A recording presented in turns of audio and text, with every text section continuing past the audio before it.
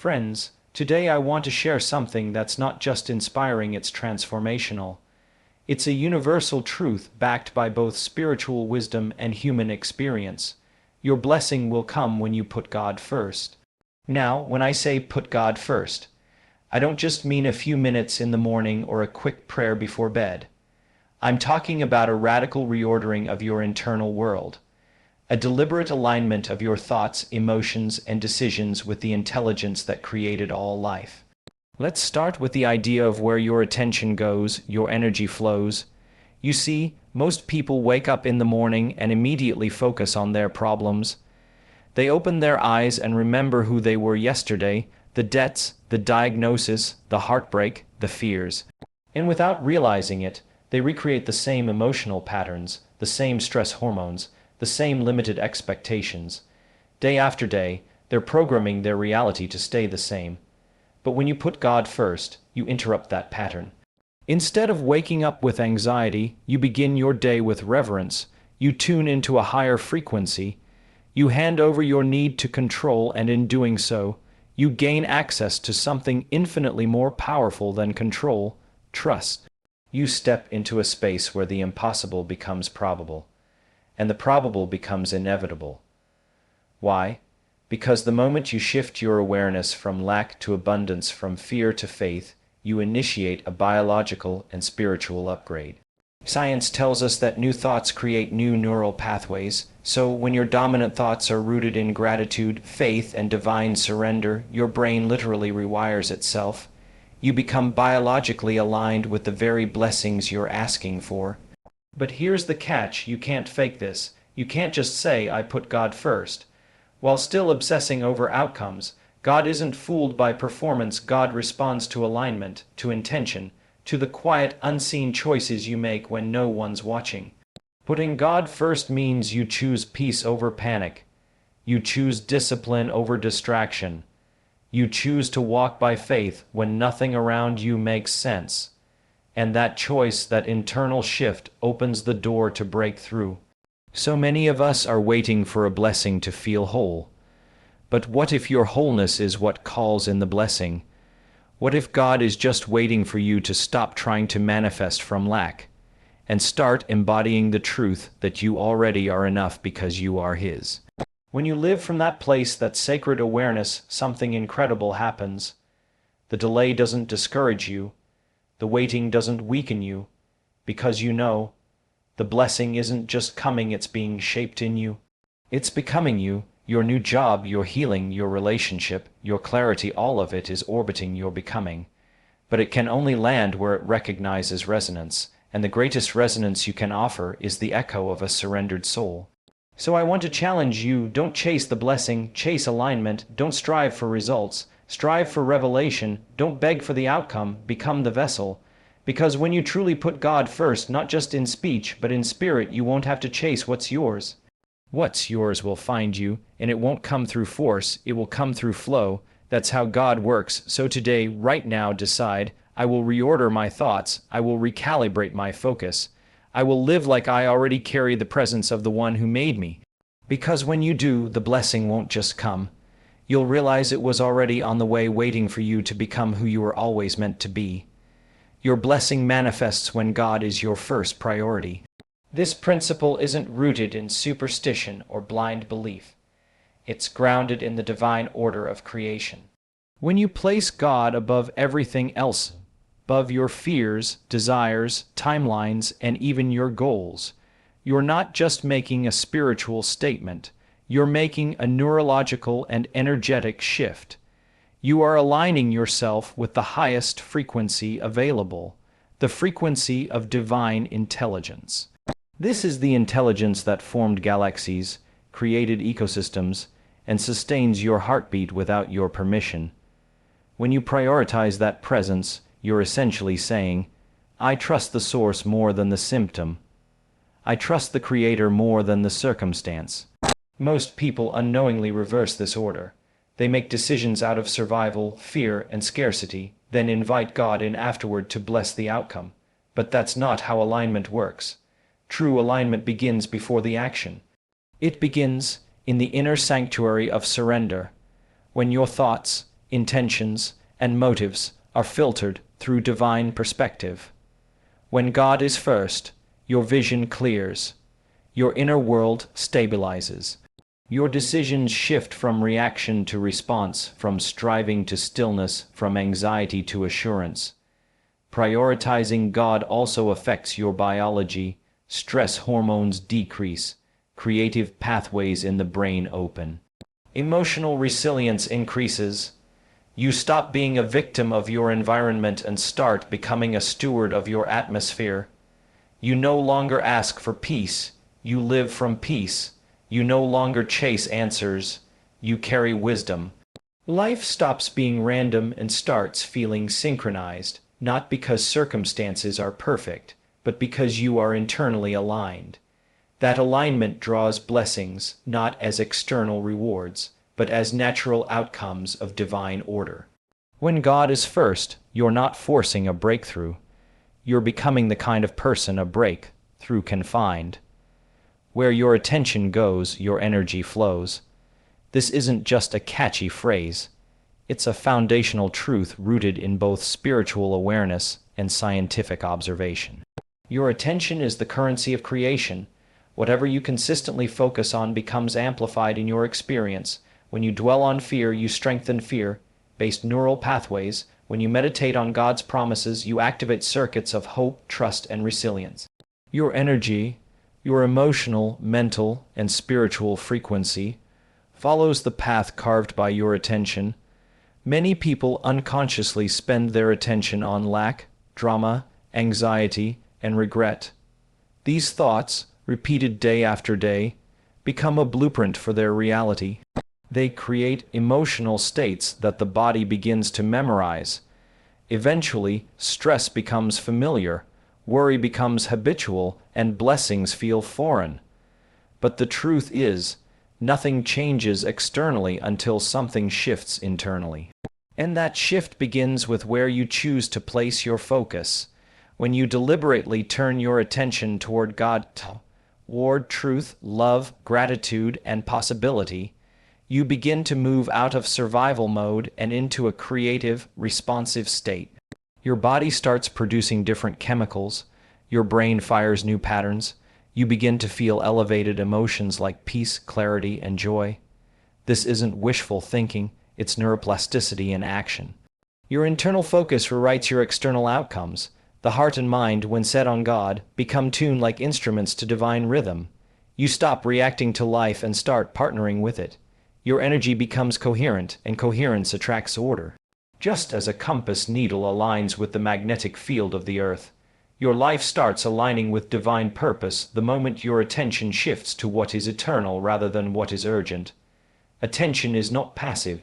It is an act of creation, a spiritual discipline, and a declaration of faith in what truly matters. Faith must replace fear in your daily thinking. Fear is a natural response to the unknown, but when it becomes the dominant voice in your mind, it starts shaping your reality in subtle and destructive ways. It limits your decisions, shrinks your imagination, and convinces you to expect the worst. The brain, when conditioned by fear, becomes hyper, focused on survival, scanning for threats and reinforcing patterns of worry, doubt, and self-preservation. This mental loop can make it nearly impossible to see the opportunities, guidance, or blessings that are already around you. Faith, on the other hand, opens you. It softens your nervous system and expands your awareness. Where fear closes doors, faith invites possibilities. Faith is not passive, it is an active stance. It is a mental rehearsal of victory. A conscious decision to believe that something greater is working through your life even when circumstances don't confirm it. Replacing fear with faith doesn't mean ignoring facts. It means interpreting those facts through a lens of divine potential instead of human limitation. Daily thinking is the battlefield where this shift takes place. If you wake up rehearsing yesterday's problems, you're reinforcing fear-based thinking. But if you wake up and declare, "Today I will walk by faith," you begin reprogramming your mind, you redirect the flow of your energy. Faith introduces new emotional chemistry, hope, calm, anticipation, joy. These emotions create coherence in the body and clarity in the mind. They create an internal state that's ready to receive and recognize blessings. Fear often disguises itself as logic or caution, but underneath it is a resistance to trust. When you replace fear with faith, you are not ignoring life's challenges. You are choosing to meet them with the awareness that God is bigger than any obstacle you face. Putting God first is a full body, full heart alignment. It's not merely a religious act or a verbal confession. It is a recalibration of your entire internal system. It means that your thoughts, emotions, desires, and even your decisions are filtered through a higher awareness. When God is first, everything else falls into its rightful place, not because circumstances suddenly become perfect, but because your internal posture changes. You are no longer striving from a fragmented state. You are operating from unity, from coherence, from divine centeredness. This kind of alignment affects more than just your spiritual outlook. It shifts your biology. Your heart rate stabilizes, your brainwaves synchronize, and your body exits the survival state. Instead of constantly reacting to the environment, you begin responding from a place of grounded peace. Your nervous system, no longer driven by anxiety or pressure, becomes a channel for clarity and discernment. When you live like this, you begin to notice that certain doors open, certain relationships deepen, and certain battles no longer drain you. It's not magic, it's alignment. Putting God first also means your inner compass is no longer pulled in 100 directions by opinions, fears, or trends. You become anchored. Your actions begin to reflect not just what you want in the moment, but what aligns with your calling, your integrity, your higher purpose. Even your definition of success changes. You start measuring your life not by achievements or applause, but by how faithfully you're walking in the direction of divine will. This doesn't remove ambition, it refines it. It doesn't cancel desire, it sanctifies it.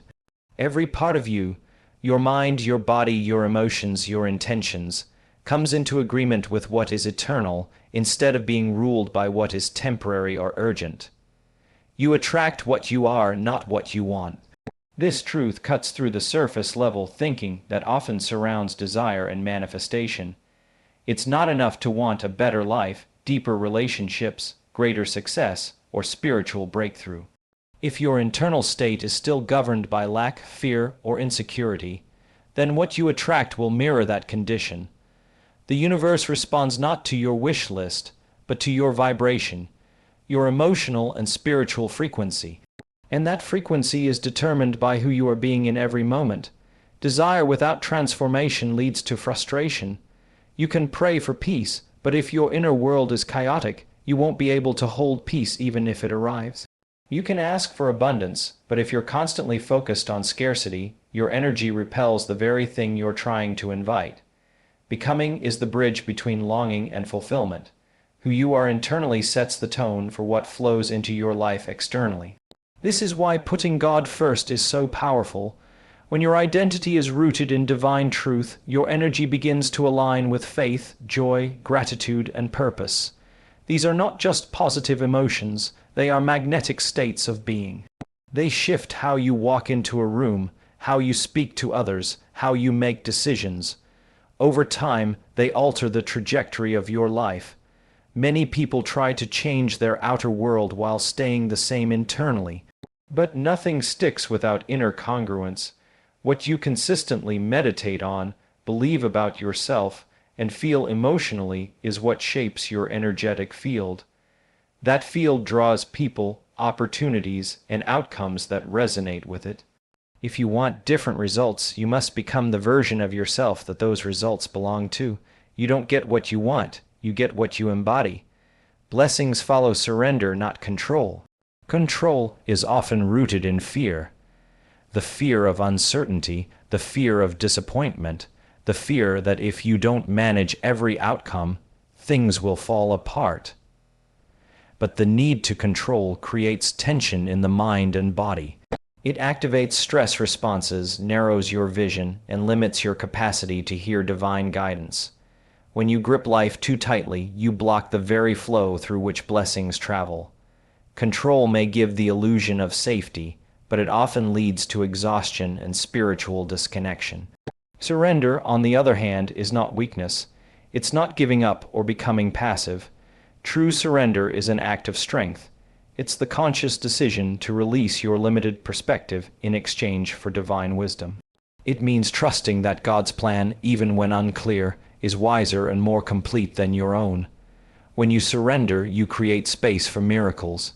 You create space for timing that is better than what you could have orchestrated, for answers you couldn't have predicted, and for doors you didn't even know existed. This shift from control to surrender begins in the heart and is reinforced through daily practice. It's in the prayer that says, "Not my will, but yours." It's in the pause before reacting, where you choose peace over panic. It's in the moments when you let go of needing to know all the answers and instead become still enough to receive them. In surrender, your nervous system relaxes, your mind quiets, and your spirit becomes receptive. Blessings don't respond to striving, they respond to openness. When your posture moves from force to flow, from fear to faith, your life becomes fertile ground. Surrender is not losing control. It is placing control in the hands of the one who never loses. Wholeness calls in the blessing, not the other way around. Many people believe that once they receive the job, the relationship, the healing, or the breakthrough, then they will feel whole, worthy, or at peace. But that mindset puts fulfillment on hold and places personal power outside of yourself.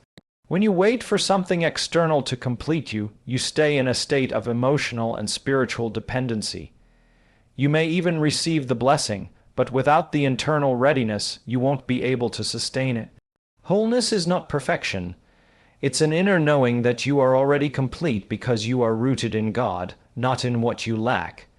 It's a state of being where you stop trying to fix yourself and start aligning with who you truly are, divinely created, deeply loved, and inherently worthy. From that foundation, blessings don't come to fill a gap. They come as confirmations of what already exists inside you. You are no longer chasing validation. You're expressing truth. This kind of wholeness shifts your energy. It changes the way you speak, how you move through your day, and what you believe is possible. You stop approaching life from a deficit and begin living from overflow. You give without needing to be repaid. You trust without needing proof. You pray not out of desperation but out of communion. That internal shift sends a signal and life responds in kind. Blessings are drawn to wholeness because wholeness creates stability, clarity, and openness. It tells God, "I am ready to steward what you send, not just receive it." When you embody peace, you attract more peace. When you carry the frequency of love, you attract relationships aligned with love. Wholeness magnetizes what belongs to you because it reflects your readiness to carry it with integrity. God responds to alignment, not performance. In a world where so much emphasis is placed on appearances, achievements, and external validation, it's easy to fall into the trap of trying to earn spiritual favor through activity. You might pray longer, serve more, or try harder in hopes that these actions will unlock blessings. But divine response isn't triggered by how much you do, it's activated by how much you align. Alignment is the inward posture of your heart, the quiet agreement between your soul and the truth of who God is and who He says you are. Performance can look impressive, but without alignment it is hollow. You can speak words of faith while harboring doubt. You can show up in religious spaces while being spiritually distant. God doesn't measure the outer act. He measures the internal resonance. He looks for congruence between your thoughts, your emotions, and His Spirit. When those parts of you align, something powerful happens. You become a vessel that can carry the weight of what you're asking for. Alignment doesn't mean perfection. It means integrity. It means your intentions match your actions, your desires match divine principles, and your energy is in agreement with heaven's rhythm. When you're aligned, even small steps carry great momentum. Your prayers become declarations rather than pleadings. Your choices begin to reflect long-term purpose instead of short-term gain. You stop trying to impress God and start communing with Him. God responds to alignment because it shows readiness. It tells the divine realm that your foundation is strong enough to hold what is coming. You're not just seeking a breakthrough, you're becoming the person who can walk in it without crumbling. When alignment is present, there's no need to strive or perform, because the blessing recognizes its environment and flows naturally toward it. Delays are often divine preparation. When you feel like your blessing is taking longer than expected, it can be tempting to become discouraged or question your faith. But delays are not setbacks, they are essential parts of the journey. They serve as a sacred time for growth, refinement, and realignment. Just as a seed must spend time underground before it bursts through the soil, your blessing requires unseen work beneath the surface. During these periods, your character is being strengthened, your faith deepened, and your awareness expanded. The waiting is not empty. It's filled with opportunities to develop patience, trust, and surrender. Divine timing operates on a scale beyond human understanding. What feels like delay to you might actually be perfect timing from a higher perspective, orchestrating circumstances, people, and inner transformations that prepare you to receive your blessing fully and sustainably. Delays can also reveal hidden obstacles or limiting beliefs that need to be addressed before progress can be made. They give you space to let go of old patterns that no longer serve you and to adopt new ways of thinking and being. This preparation phase ensures that when the blessing arrives, you are not only ready to receive it, but also equipped to steward it wisely. Sometimes the challenge is in recognizing that the delay is part of the blessing. It's a divine invitation to deepen your connection with God, to listen more attentively, and to align more completely. In this waiting, you learn to cultivate peace instead of impatience, hope instead of despair, and faith instead of doubt. The delay becomes fertile ground for transformation, shaping you into the person who can walk into the fullness of what has been promised. You don't chase blessings, they are drawn to your transformation. Many people believe that blessings are something external to pursue, something to be hunted down or earned through effort. But true blessings are not distant prizes. They are energies that resonate with who you are becoming. When you focus solely on chasing outcomes, you remain tied to a mindset of lack and impatience, which can create resistance instead of flow. Transformation, however, shifts your internal landscape, and blessings naturally gravitate toward that shift. Transformation is the process of evolving your beliefs, emotions, and identity to align with divine purpose. It's not just about changing behaviors or circumstances, but about a deep reconfiguration of how you see yourself and your connection to God. As you grow, your energetic frequency changes. You move from a place of wanting and needing to a place of embodying and receiving. This energetic evolution creates magnetic fields that attract experiences, people, and opportunities aligned with your new state of being. When you chase blessings, you expend energy on external validation, which can lead to frustration and exhaustion. But when you commit to transformation, you invest in yourself.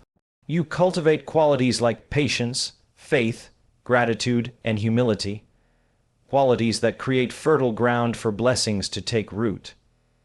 Your life begins to reflect the inner work you've done, and what you once sought becomes a natural extension of who you are. Blessings don't just appear because you want them, they appear because you've become the kind of person who can hold and sustain them. This means your transformation is not just a means to an end, but a necessary journey. It's the preparation that allows blessings to arrive fully and lastingly. Rather than chasing after blessings, your focus shifts inward, knowing that as you change, what you seek changes with you and moves effortlessly toward your life.